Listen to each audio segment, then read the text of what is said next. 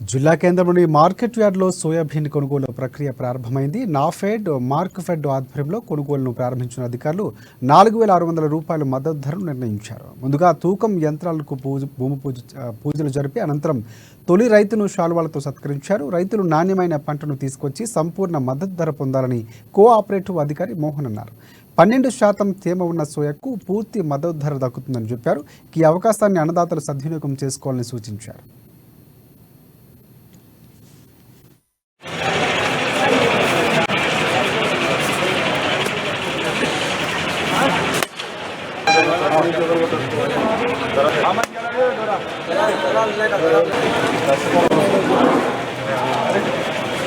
బయట పోయింది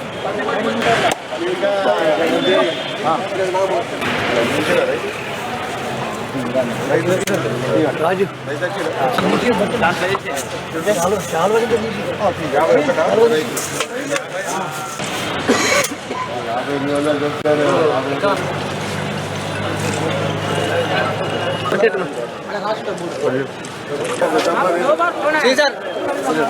ఈరోజు మన ఏఎంసీ మార్కెట్ యార్డ్లో సోయాబీన్ కొనుగోలు ప్రారంభోత్సవం జరిగింది.